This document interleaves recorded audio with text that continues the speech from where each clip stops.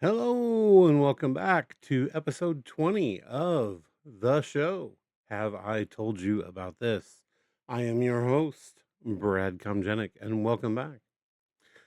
Welcome again, friends, and glad you're back to share the weekly awesomeness with me that is Survivor. This week is season 50, episode 2 coverage. So, uh, I wanted to once again, as I always do right up front, thank everyone who has been watching. It's always amazing to me when I check the view numbers. Um, for those of you who are watching and how long you watch and things, and your feedback has been spot on. It seems I started the brand new this week, the episodes being very, very shorter, 10, 15, 20 minutes in length, and more focused, and it seems like you're liking that a lot better. So once again, thank you to everyone who's been watching, liking, subscribing, commenting on the show, leaving your feedback and telling others about it. You are the heart of this community. I appreciate you. Much love to all of you. And again, your feedback is always heard. So please never feel bad about going down into the comments and saying, "Hey, I don't like this. You could change this," or "Hey, thanks for the show," or "Hey, this reminded me of this," or "Hey, I loved Pokemon Pocopia and can't wait to play it." Those types of just any comment would be absolutely wonderful. And again, with me, folks, never about monetization. Don't care about that. Never ask you for a dime. This is just a passion project that I do for myself, and it's a wonderful outlet to get to talk to people about things that I'm passionate about, and hopefully you would be too. Okay, enough of all the YouTube stuff. Let's get into the show proper. Survivor season 50 in the hands of the fans. Boy, that's dangerous, isn't it? Given the fans any say so at all. Okay, so the second episode itself. Um, we start basically with a show titled Therapy Council, and it opens with a somber and chaotic mood across those Fiji beaches. The emotional aftershocks of two abrupt departures. We had Kyle Fraser's medical evacuation and Jenna Lewis's shocking elimination, right? So, given that, the tone was it's different from what we're used to for sure. At Vatu, the tribe is reeling from the loss of Kyle, of course. The season 48 winner, who was forced out after tearing his Achilles tendon, the previous and during the previous episode's immunity challenge. And then the gravity of his exit is not lost on his closest allies. Of course, Genevieve is, we see here, and others. The gravity is something that they speak about, but everyone had invested heavily in their alliances with Kyle, and his sudden removal uh it left everybody emotionally raw and strategically exposed, right? Very early on in the game. Notably Q and Genevieve, they were left without votes due to earlier game twists, and compounded their vulnerability, and it forced a rapid calibration of their plans. Genevieve in particular, she was visibly shaken, as you saw, and she expressed both personal grief and anxiety about their alliance. Q, meanwhile, tries to steady the group, which is kind of odd for a guy that lived on chaos his entire season. Now he's kind of the voice of reason. He recognizes their loss of the emotional heart of their group, and that could either fracture the tribe or galvanize a new core alliance. The episode's early confessionals are actually highlighting the challenges of returning player seasons, right? This is hard. Everyone knows the stakes, and every loss, especially a medvac, feels personal and game altering. Now, simultaneously, the Sela tribe is processing the aftermath of Jenna's unanimous vote out. Jenna was the only contestant from Survivor's inaugural season and entered the game with a reputation for old school loyalty, but quickly pivoted to a more aggressive new era style. She began to target Siri, and it backfired spectacularly as the tribe coalesced around Siri and sent Jenna packing. The move is a classic Survivor lesson. Coming from a legend like Siri with airtight numbers coming at her, it's a recipe for disaster. And Jenna's fate echoes her own All Stars gameplay, where she similarly tried to rally votes against a big target early. These people are not learning from their past mistakes at all. History is just totally repeating for many of these players over and over again. I'm looking at you, Ozzy. The double whammy of Kyle's medvac and Jenna's blindside leaves the game in a state of flux. Alliances are shaken, trust is at a premium, and the specter of unpredictability looms large. The episode's opening minutes make it clear Survivor 50 is not just a celebration of this show's legacy at all. It's a crucible where past strategies are going to be tested and only the most adaptable will survive. So let's talk about the reward challenges. There's old rivalries, new stakes, and a waterborne gauntlet. As day 5 dawns, the tribes gather for their first reward challenge of the episode. And host Jeff Probst, ever the master of ceremony, delivers the news of Kyle's evacuation to the castaways. The announcement triggers a wave of emotion, particularly from Camilla, who had bonded with Kyle in previous seasons. The moment is a stark reminder of Survivor's physical toll and ever present threat of the game being taken out of people's hands. Speaking losing things and having things taken out of your hands, we start with Christian Hubicki here having a Code Brown moment at the tribe beach uh, as Joe was talking to him, and he shat himself. Now, I'm not real sure what, for him being as brilliant as he is, kind of reminds me of Reed Richards of the Fantastic Four. Or the professor from Gilligan's Island. I can take 3 coconuts and make a radio out of it. Um, he's just obviously incredibly brilliant guy, but he can't just think that, oh my gosh, I've had an accident. I guess I'll just walk down to the beach and get in the water real quickly.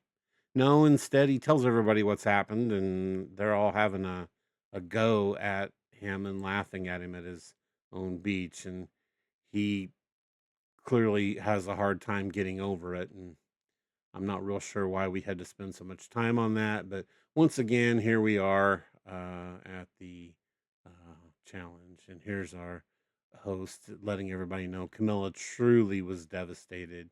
Ozzy was devastated. Other people were even having trouble taking it in from the other tribes of what had happened to Kyle. So let's move on. So, the first reward challenge here, uh, before the challenge begins, the spotlight shifts to a simmering feud between two of our Survivor Titans, Ozzy and Coach, right?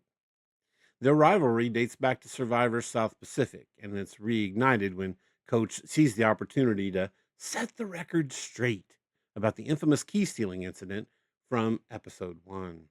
Coach admits, I did steal the key, framing it as a move consistent with his self styled code of honor.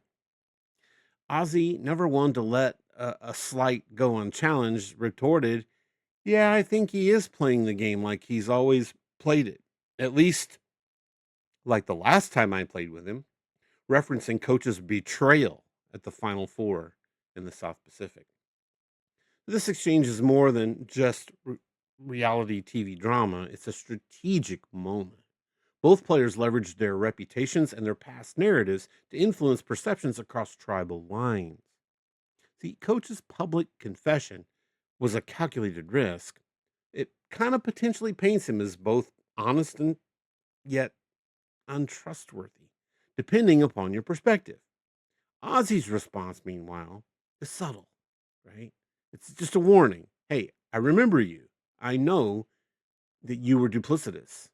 It's the kind of metagame where history is weaponized as a hallmark of returning player seasons and sets the stage for future cross tribal alliances and vendettas. So let's now talk about these challenge mechanics. First thing you had to do was swim out to retrieve a key from a submerged platform, cross a narrow tri level balance beam, then use that key to unlock a set of rings, and then complete a ring toss to secure the victory. From the outset, Mike White gave Kahlo an early lead with a strong swim. Six pack Mike now, outpacing both Joe and Colby, which was kind of crazy. Oldest guy out there setting the pace. However, Ozzy and Savannah quickly closed the gap, and they showcased their aquatic and challenge prowess. A nod to Ozzy's legendary tribal challenge record and Savannah's recent dominance in last season, Survivor 49. The balance beam proved a little bit tricky, but the real drama unfolded at the ring toss.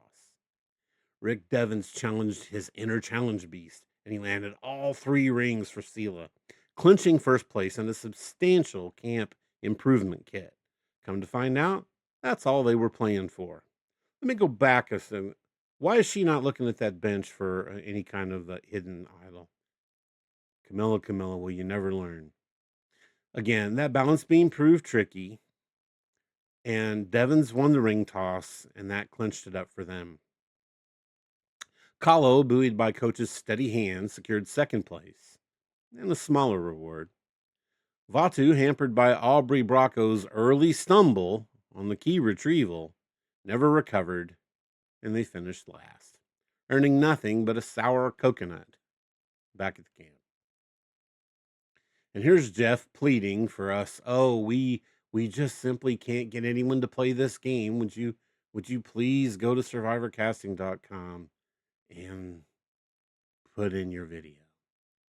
Okay. The challenge results have immediate and long term implications.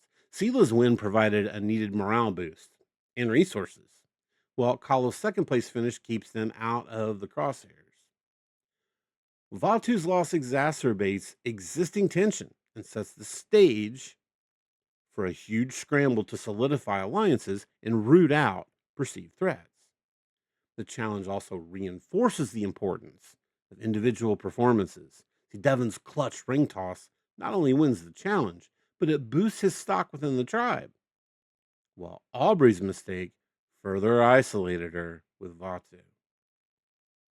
So, what about camp life here? Well, as we head into Vatu here, there's paranoia, there's bag searches, and there's even a social chessboard going on.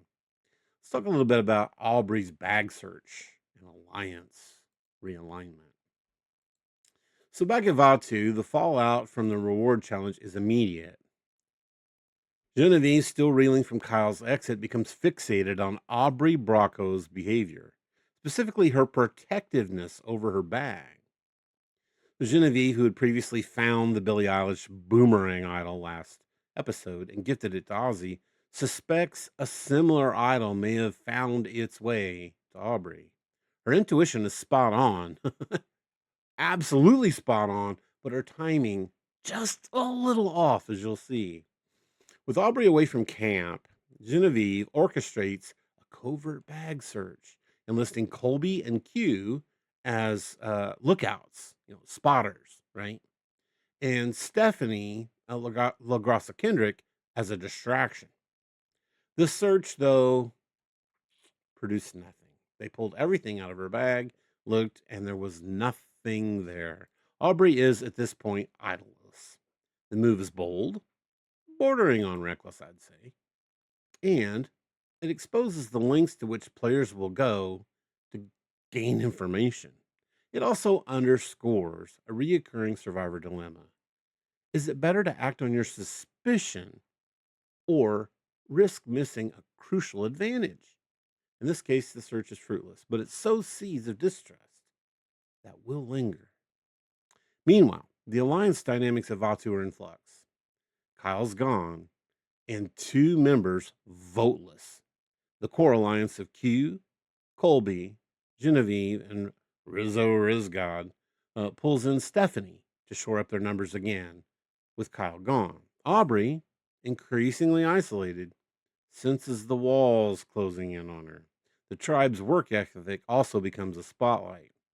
Q begins to grow absolutely frustrated at Rizzo and Angelina's perceived laziness. She's like a statue, Q says about Angelina, highlighting the generational and stylistic divides that often define survivor tribes. Over at Sela, we've got strategic webs, feuds, and advantage maneuvering. See here, over at Sela, the game is in overdrive. Two alliances are crystallizing. The Nerd Alliance of Christian Ubecki and Rick Devens, and the power duo of Ozzy and Siri Fields. Emily, Christian, and Devens form a tight trio, while Ozzy and Savannah attempt to rope Devens into a four-person alliance with Joe Hunter. Devens, however, is wary. His loyalty to Christian and Emily is strong, and he's not eager to tie himself to Joe. He sees Joe as rigid, and his honor and integrity have no place in this game, according to Devens. The central conflict at Sela is the escalating feud between Devens and Joe. See, Joe's still scarred from being blindsided by Kyle and Camilla in Survivor 48. It cost him the game, so he's hyper vigilant about loyalty and transparency. He confronts Devens about a whispered conversation he saw him having with Savannah, and that put Devens on the spot. And of course, Devens was like a deer in a headlight. He handled it so poorly. It was like a third grader. Did you put your hand in the cookie jar? No. I mean, it was bad.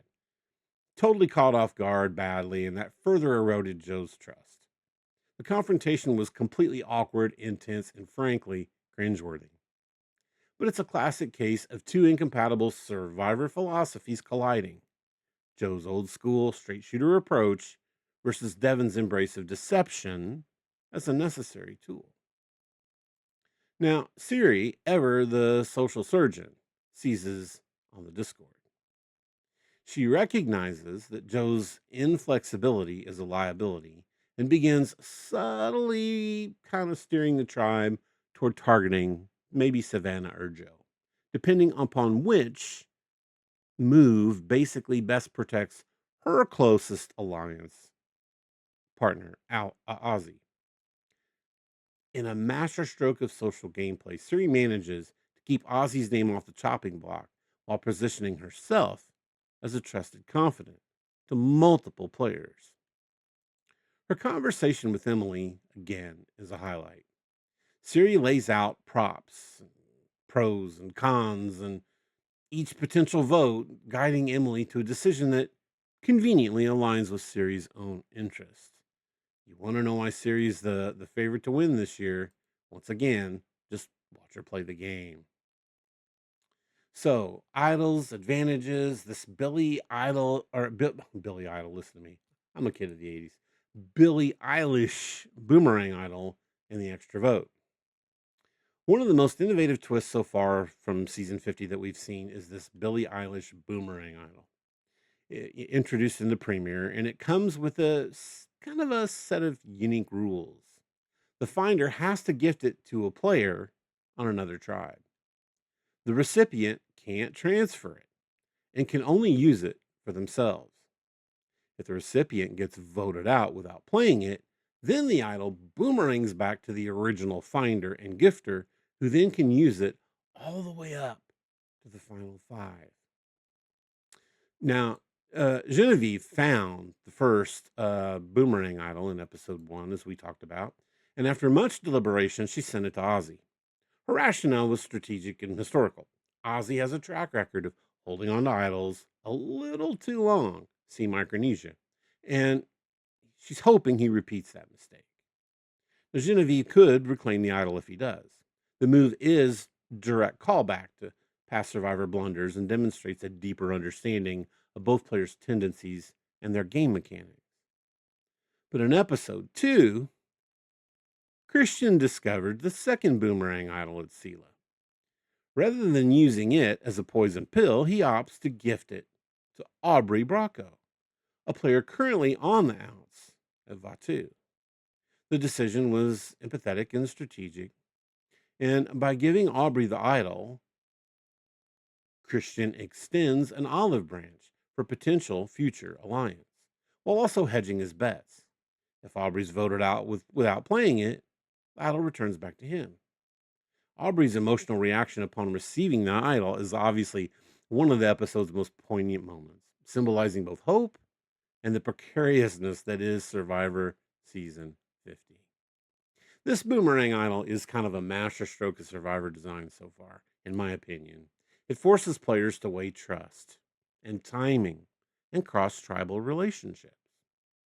Genevieve's choice to target Ozzy's historical weakness was brilliant, but risky.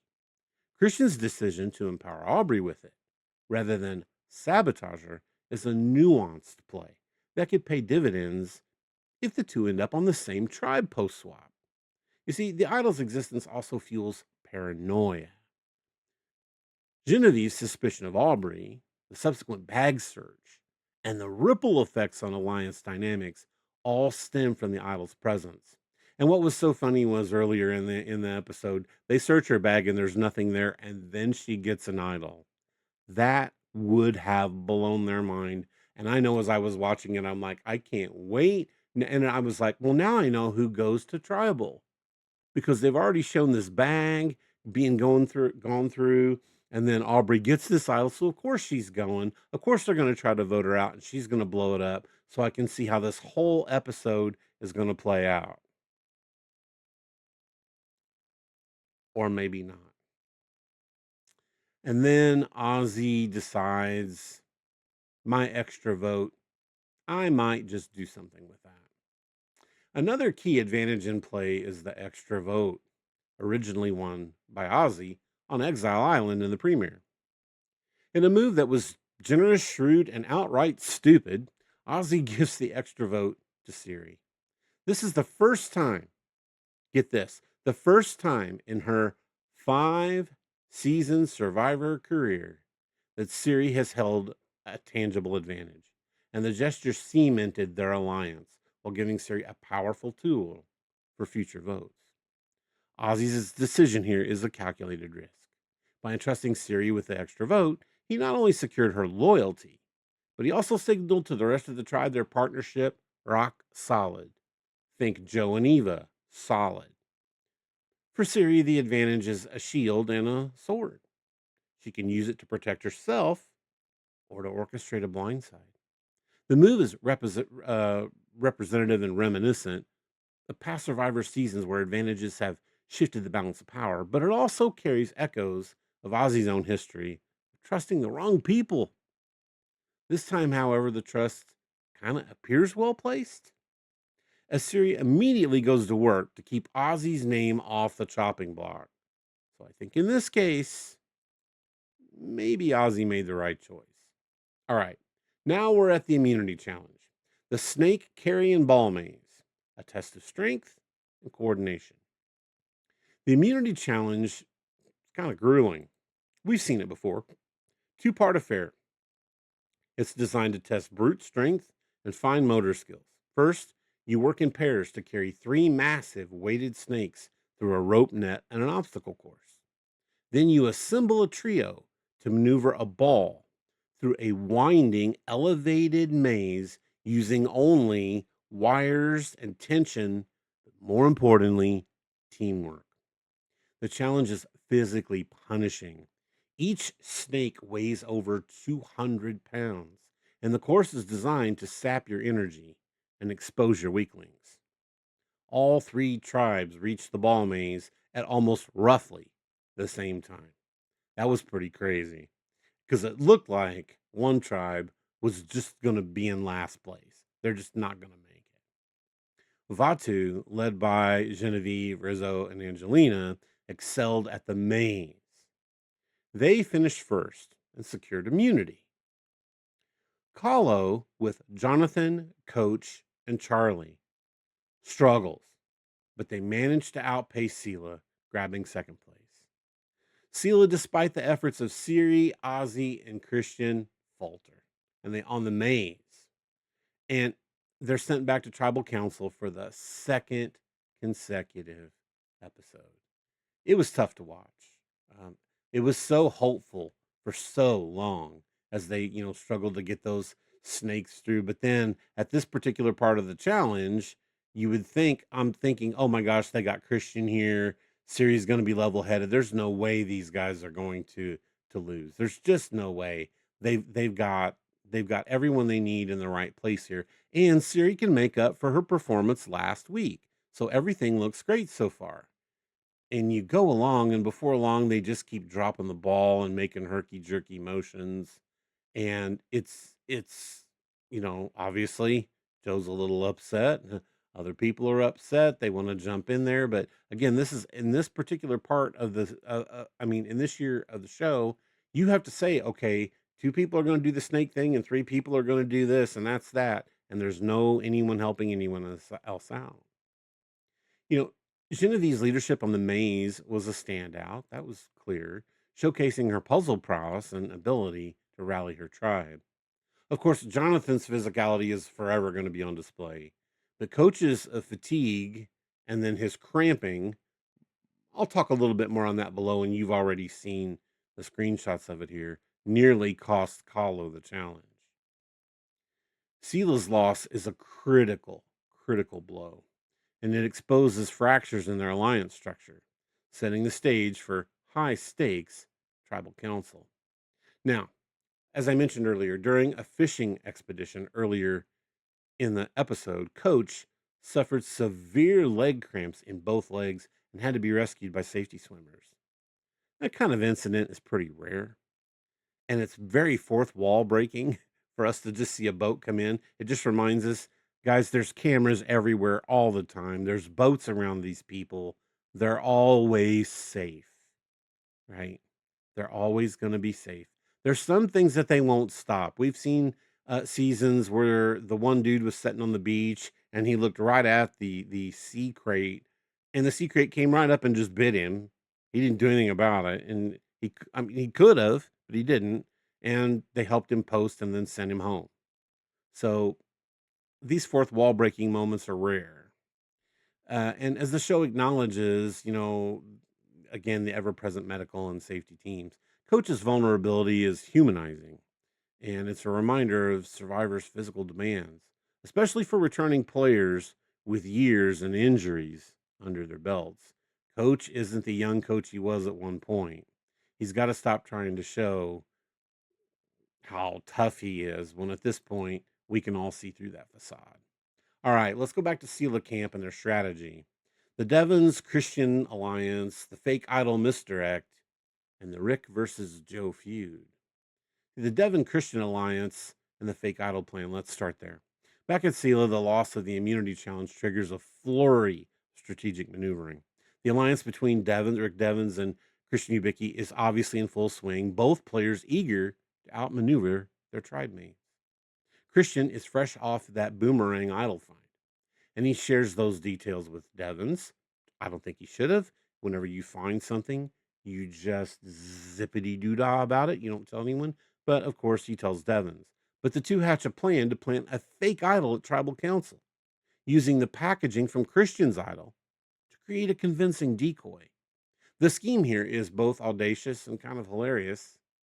Christian even fakes a pratfall on his way out of tribal, which we'll see, to provide a distraction for Devons to hide the fake idol behind a rock near the fire pit. See, that move is a direct callback to Survivor legends like Adam Klein's infamous tribal council idol search and Rick Devon's own penchant for misdirection in Edge of Extinction. The fake idol gambit is kind of brilliant for several reasons. You introduce paranoia. I'm all about chaos and paranoia. You potentially flush real idols and advantages out, and it gives Devons and Christians a tool to manipulate future votes. It's also a testament to the creativity and adaptability that define great Survivor gameplay. Then we come up to Rick and Joe and their big clash. See, the central conflict at Sela is the escalating feud between Devons and Joe Hunter. Joe, still haunted by that Survivor 48 experience, is completely hyper focused on honesty and transparency. He confronts Devons about whispered conversations with Savannah. He demanded to know why he wasn't informed about a proposed alliance. Devons, caught off guard like a deer in the headlight, lies badly, and that further erodes Joe's trust. So far, and this was so bad and so awkward that Devons literally just gets up and walks away after their conversation. You can see it was heated. That confrontation, awkward and intense, and frankly, bad and cringeworthy, it's a classic case of two incompatible survivor philosophies. As I've already mentioned, Joe's old school, straight shooter, all about transparency and honesty. Devon's, none of that. Never going to have any of it. But this feud has ripple effects across the tribe. Now, Siri, ever vigilant and opportunistic, uses that discord to push for Joe's elimination, arguing that his rigidity is more of a liability. Savannah, meanwhile, tries to position herself as a swing vote. She's just never aligned herself with literally anyone here. Her status as a recent winner, though, when she put that target on her back last week, it's going to cost her this week. And that's just suspicion that she's hiding also an advantage from her earlier journey makes her the most attractive target. Emily was caught in the middle, weighed the pros and cons, and ultimately aligned with Siri's plan to keep Ozzy safe and target Savannah. So let's talk a little bit more about Siri's gameplay, her social mastery, her subtle influence. If there's a masterclass so far in Survivor social strategy, it's Siri's performance in this episode. Ozzy's name was circulating as a potential target immediately. Siri springs into action. She engages Emily in a pros and cons discussion, subtly steering her away from Ozzy toward Savannah. Siri's approach is classic. She presents information, asks questions, and lets her allies arrive at the right decision, which conveniently lines up with what she wants. Siri's influence is so pervasive that multiple players, Emily, Christian, even Devons himself, finds themselves echoing her own talking points to other people. Her ability to protect Ozzy, keep him secure, and then secure an extra vote from him due to her alliance with him, and orchestrate the vote against Savannah without appearing overtly manipulative is a testament to her survivor legend status. As Savannah herself noted in her exit interview, everybody thought they were in with Siri, which again is such a great testament to her game. Crazy. You got to watch people like Siri. All right. Savannah entered Survivor 50 with a massive target already on her back, although hidden to begin with. As the winner of season 40, Survivor season 49, she's both a known quantity but yet an unknown threat. Her season hadn't been aired before filming began, leaving her tribe mates wary of her capabilities and what her potential advantages and strengths were. Savannah's open about her win, but keeps her 4 individual immunity wins and her block of vote advantage secret. Smart on her part. But as the vote approaches, she senses she's on the outs. So she once again delivers this speech at tribal council, expressing her desire to be seen for her authentic self and reflecting on the challenge of connecting to a tribe full of pre existing relationships. See, her vulnerability is palpable. You can cut it with a knife. It's clear she knows the writing is on the wall. Savannah's exit is both a strategic necessity for the tribe, flushing out any potential advantage and removing an unknown quantity, and a poignant moment for viewers who watched her rapid ascent and fall across 2 consecutive seasons. You see, Savannah's decision not to play her shot in the dark or block a vote is later explained. She knew the numbers weren't there, and the advantage wouldn't have saved her. Her vote for Ozzy is a last ditch effort to rally an alternative target, but the tribe's consensus is unshakable. Savannah becomes the second winner eliminated in as many weeks. A stark reminder of the perils facing returning champions in all star seasons. Here at Tribal Council, the atmosphere's tense but controlled, and Jeff, ever the provocateur, probes the tribe about the escalating intensity and the challenges of trust in a season full of veterans. Joe immediately admitted to his argument with Devons, a horrible move on Joe's part. Absolutely horrible. He acknowledged the difficulty of balancing honesty with the demands of the game. The tribe, for the most part, keeps their advantages hidden, opting for a straightforward vote. The votes were read Savannah, Ozzy, Savannah, Savannah, Savannah. The only vote for Ozzy was Savannah herself. She was eliminated 4-1. Some sources report it was a total of 6-1, but the consensus is a clear majority for Savannah, with her own vote going to Ozzy. The rationale, most multifaceted, of course. Savannah is seen as an unknown threat, potentially hiding an advantage that she told people she didn't get. And her recent win makes her an easy target because she opened her mouth and told people she won previously. I think this is a different vote completely if she never says that. Siri's subtle steering of the vote, combined with the tribe's desire to avoid that unpredictability of a potential hidden advantage, sealed Savannah's fate. That was everything that came out of there was getting any advantage flushed out. There's going to be alliance realignment now. We're watching Siri ascend to the top, and there's fake idol fallout. Here, you can see Yubiki falling down to take everybody's attention away, and people notice that, and there you see them hide their idol right into the rocks by the fire. And then the end of the show. Now, again, we talked a little bit about Coach during that fishing trip with Jonathan. Suffered massive leg cramps and just literally laid on his back. I don't think it would have been much for Jonathan to pretty much put him on his back and take him in, but there are survivor protocols, and they had to put him in those white boats and take him back to shore. Again, Survivor is a physically demanding environment, even though it's highly controlled. If we want to look for reoccurring moves where players are making the same moves and mistakes they made earlier, we need look to know you don't have to look any farther than Ozzy and Coach.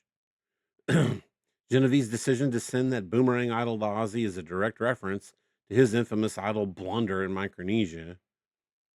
Ozzy giving away his advantage to Siri again this episode, totally boneheaded move.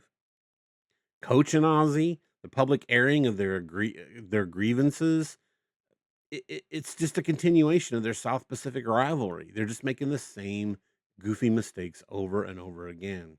We've also seen fake idol planning before. That's nothing new. And the way these guys did it was almost like Laurel and Hardy comedic style. There are much, much, much better ways. As by the way, I even spoke about in last episode's breakdown, episode 1. I mean, if you're not playing the game chaotically, I mean, which they're trying to, I give them credit for, but they're just they're doing it in a slapstick way that no one's going to end up buying. And folks, you just got to keep your eye on Siri. Her ability to subtly guide votes without ever dictating them is vintage Siri. I love what she said. I just provide information, and that approach has been her trademark since, all the way back in Panama. So there's some strategic implications in future game forecasting that we can do here. With Savannah's exit and a tribe swap looming, drop your buffs already teased for episode 3, the strategic landscape is primed once again for upheaval. The remaining players are going to have to adapt to new alliances already, and unfamiliar social terrain for many of them, and the ever present threat of dynamic advantages. Will these people that have these boomerang um, idols land on the same tribe? Will they talk to each other about them? Will the person who gave the boomerang idol to the other person be on the tribe with that person? What will come of all that? It's chaos, and I love it. For the Sela tribe, the Christian Devon's Emily trio, it's strong. They're in a strong position. But the Aussie Syria alliance, now boasted by an extra vote, is coming on strong as well. Joe's fate hinges on his ability to adapt, while the fake idol could sow chaos in future votes. Over at Vatu, Aubrey's possession of the boomerang idol, combined with her outsider status, makes her a great target and a potential swing vote for post swap. And Genevieve's aggressive gameplay with Q's leadership, that's going to be tested as a new alliance has to form. Over at Kahlo, Coach's physical vulnerability now clearly on display, and Chrissy's continual mothering are points of contention. And younger players like Charlie and D are going to seize the opportunity to get them out quickly. The Boomerang Idol's presence on two tribes ensures that cross tribal relationships are going to be crucial now. Christian's gift to Aubrey is a potential bridge, while Genevieve's gambit with Ozzy could backfire spectacularly if he's blindsided. And now these people, if they land on the same tribe, could work to blindside them to get that very idol back. The extra vote in series hands is a wild card, and the fake idol at tribal is a ticking time bomb. Let's just run over real quickly some pretty awesome quotes from this week. I love Christian Hubicki when he has his Code Brown. The sheer and utter embarrassment of unexpected gastrointestinal distress. Right after his Code Brown moment. Love that quote. Aubrey, I feel like I'm sitting in the middle of a bunch of lunatics as she's on Vatu's paranoia and bag search.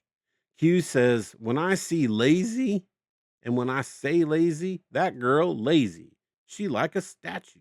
Talking about Angelina. Rick, you're a survivor player, bro. We're allowed to lie and backstab. Said it directly to Joe.